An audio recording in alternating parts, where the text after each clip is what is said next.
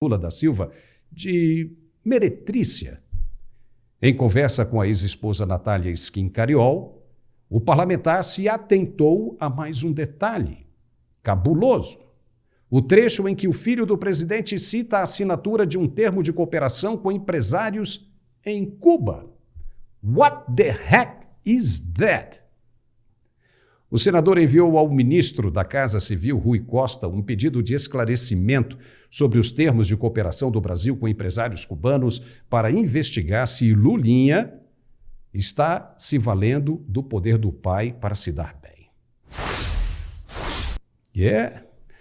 E nós conseguimos encontrar o senador nos Estados Unidos. Senador Girão, que legal o senhor ter aceito o nosso convite para conversar.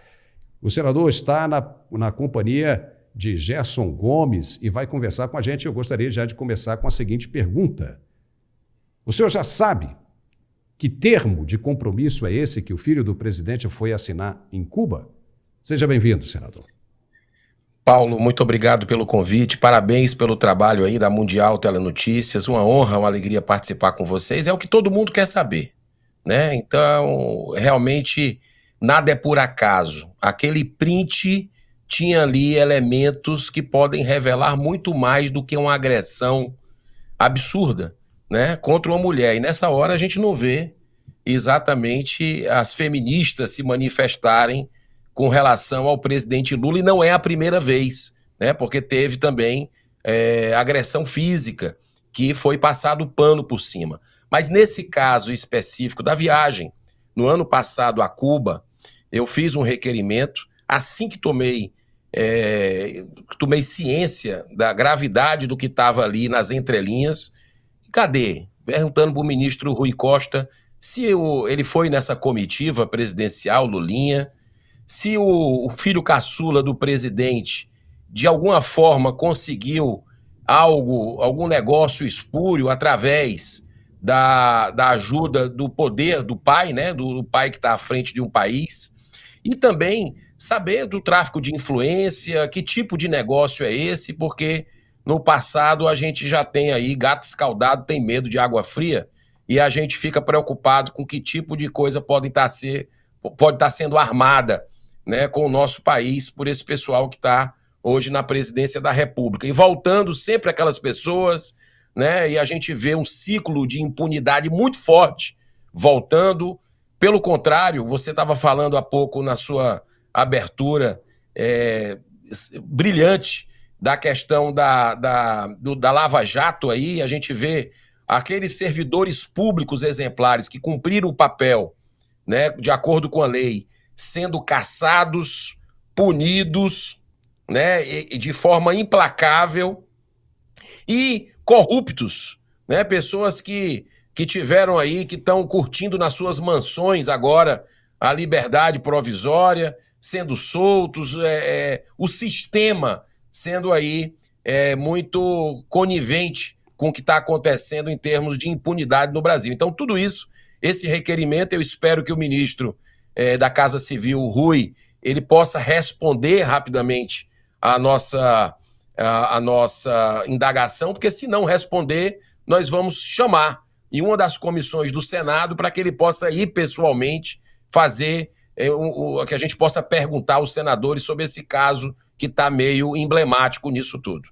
Senador, antes de passar para o Gerson, eu queria só fazer mais uma pergunta. O senhor não se sente como um João Batista gritando isolado no deserto? Porque o senhor tem feito um excelente trabalho, o senhor tem lutado, mas muita coisa tem dificuldade de passar ao próximo passo, de seguir adiante, justamente por falta de apoio dentro do Senado. Nós já tivemos aí a primeira-dama despachando de dentro do Palácio do Planalto, assumindo a agenda do presidente da República sem ocupar um cargo público, sem ter sido eleita para isso, e agora a possibilidade do filho do presidente fazendo negócio em nome do presidente. Pode ser que ele tenha feito isso de uma maneira particular, não é? Mas essa é uma questão que nós precisamos esclarecer. A mulher de César não basta ser honesta, ela tem que parecer honesta. De novo, o senhor não se sente prejudicado por falta de apoio dentro do Senado? Paulo, eu acho que aquela coisa, não existe coincidência, né? O povo do Ceará me levou em 2019 para o Senado Federal. Tem alguns senadores que estão conosco combatendo o bom combate, né? Assim, que não se deixaram ser cooptados pelo sistema que é apodrecido, né? Que eu vejo cada vez mais frágil, né? Porque não se sustenta infinitamente aquilo que está podre, né? Que aquilo que não é ético. E a gente percebe que a população brasileira, e é aí que reside a minha esperança, com muita fé que eu tenho que vai dar tudo certo, porque o brasileiro, você vê, nós estamos às portas de uma Olimpíada e acabamos de sair de uma Copa América e ninguém falou nem de futebol, nem fala da delegação do Brasil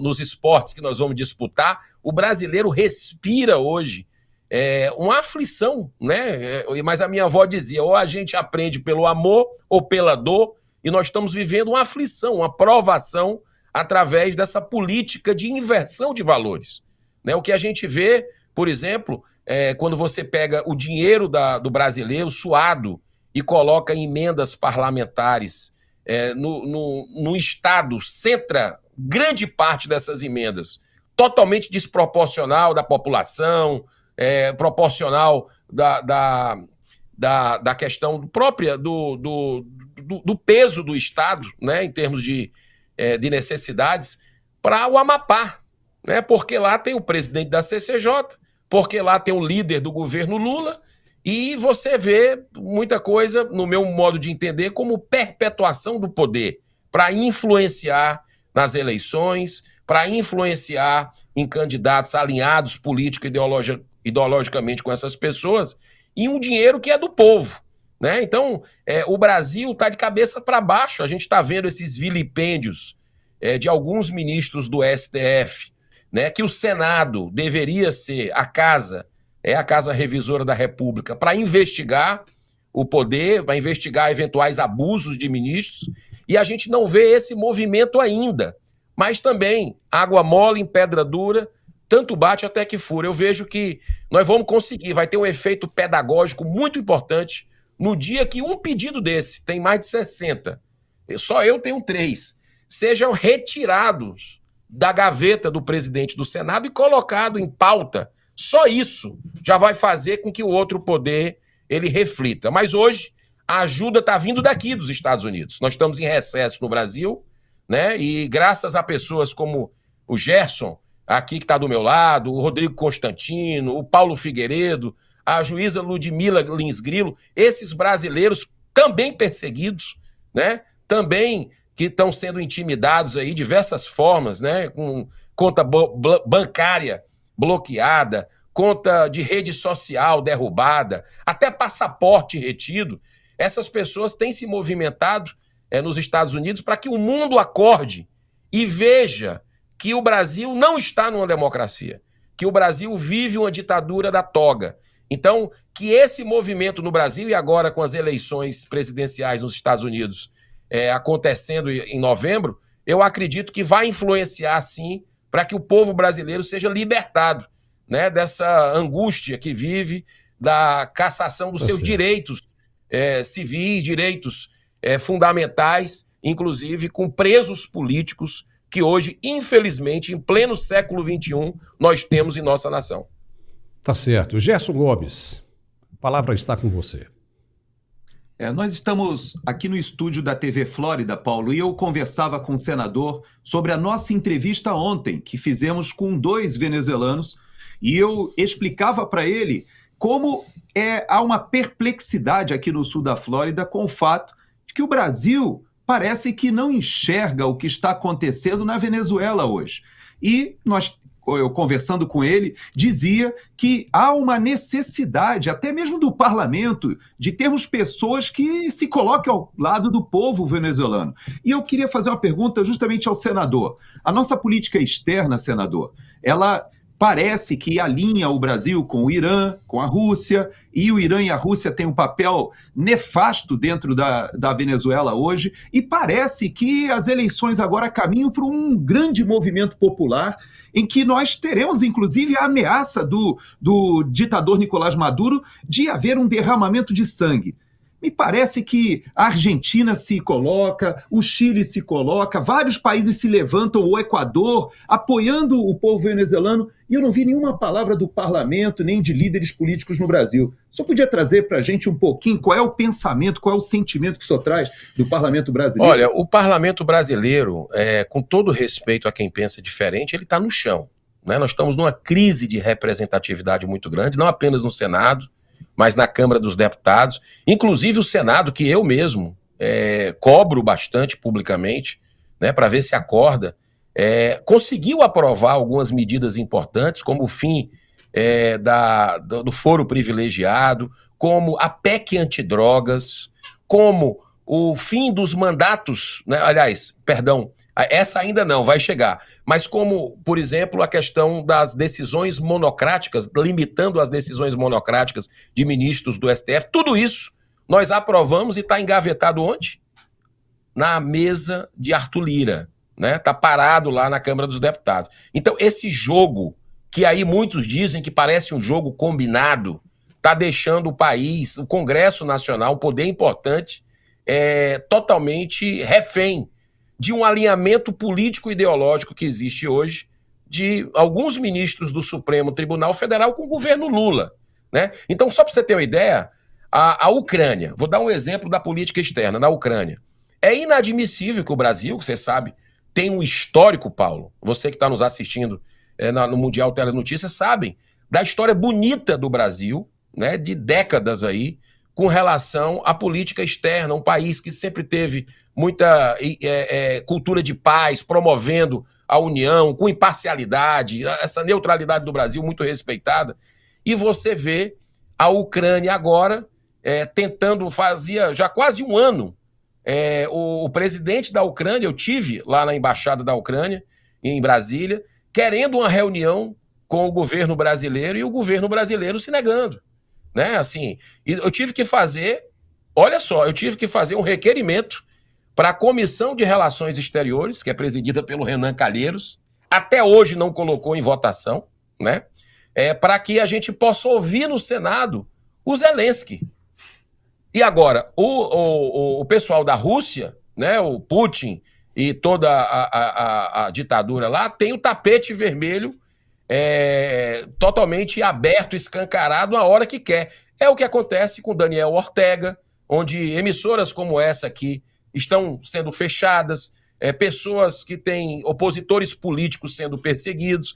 Lá na Venezuela, né, que a gente está vendo barbaridades em cima de barbaridades. Então, o flerte do governo Lula com essa turma, que a gente não podia denunciar, na época da campanha de 2022, é bom que a gente lembre disso, né? Foi proibido pelo TSE mostrar o alinhamento, mostrar a amizade de Lula com Daniel Ortega na Nicarágua e também com Nicolás Maduro na Venezuela. E hoje a gente está vendo exatamente tudo aquilo que a gente colocava, né? Que o Lula é a favor de aborto, né? Que o governo dele faz tudo para essa pauta, a favor dessas ditaduras, né? E eu acho que chegou a hora do parlamento se dar o respeito, né? E isso é muito importante, a população continuar de forma ordeira, respeitosa, pacífica, cobrando e indo para as ruas. Porque eu acho que o caminho do Brasil é a volta às ruas para cobrar a posição dos seus representantes, que as grandes mudanças do Brasil ocorreram através das ruas. Agora, o ponto de corte, Paulo e Gerson, você que está nos assistindo, eu acho que o divisor de águas do Brasil é 2026, né? Quando a gente vai poder mudar 2/3 do Senado Federal. O Senado é o grande responsável hoje dessa insegurança jurídica que vive o Brasil, com famílias destroçadas, sem direito à defesa, sem acesso aos autos, um silêncio da OAB, um silêncio de instituições como o PGR, uma inércia do TCU, né? Ou seja, parece tudo a serviço desse sistema que não dá mais. Agora, 2026 começa quando? Começa agora. Né? Começa agora nas eleições municipais desse ano no Brasil, que é a base para se mudar o problema. O Senado. Agora, como é que a gente vai mudar o Senado tendo um estado como o Amapá, com todo respeito ao povo do Amapá, eu conheço aquele estado maravilhoso, conheço a capital Macapá, agora recebendo aí centenas de milhões de reais direcionadas para aquele estado, que a gente sabe que isso aí é politicagem. O que é que vai acontecer? A tendência é eles continuarem. Mas aí é que vem o papel nosso, da sociedade. O despertar da consciência de cada pessoa para essa substituição, para mostrar que realmente existe algo mais. Que pautas esses senadores têm defendido para o Brasil? É aumento de imposto? É o quê? Com relação ao reequilíbrio entre os poderes? Tem feito alguma coisa? Então a gente vai ter que trocar para poder, finalmente, quem sabe, conseguir um impeachment de um ministro do Supremo, que aí vai ter um efeito de muita redenção para a nossa nação, a volta do reequilíbrio dos poderes.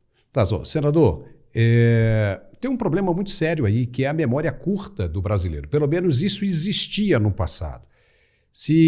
Quando nós estivermos chegando próximos, né, do período eleitoral, em 2026, esses políticos, né, aos quais o senhor está mencionando, sem citar nomes, obviamente, começarem a fazer aquelas coisas, tomarem aquelas medidas, né, populistas, e aí a cabeça do eleitor pode mudar. Aí é que entram as mídias sociais. A diferença do tempo de agora para o tempo do passado era justamente a existência e o advento das mídias sociais. O nosso papel é trazer a verdade, doa a quem doer. O nosso compromisso é com a verdade e com políticos como o senhor.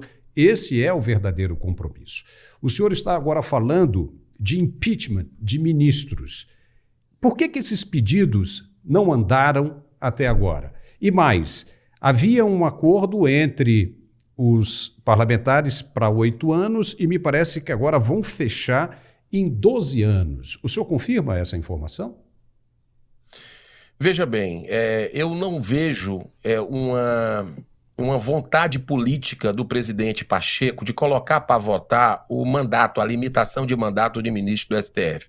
Ele até chegou no começo do ano a dizer isso. Olha, vamos votar, papapá, mas a gente não vê nenhum movimento nesse sentido, eu não consigo perceber, como tem se especulado na mídia, que vai votar.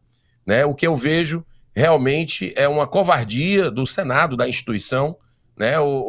Aí, qual é a resposta que eu posso dar para você? Se tivesse até um papel aqui, eu desenharia. Né? Sabe aquele símbolo do infinito? Né? Aquele símbolo do infinito.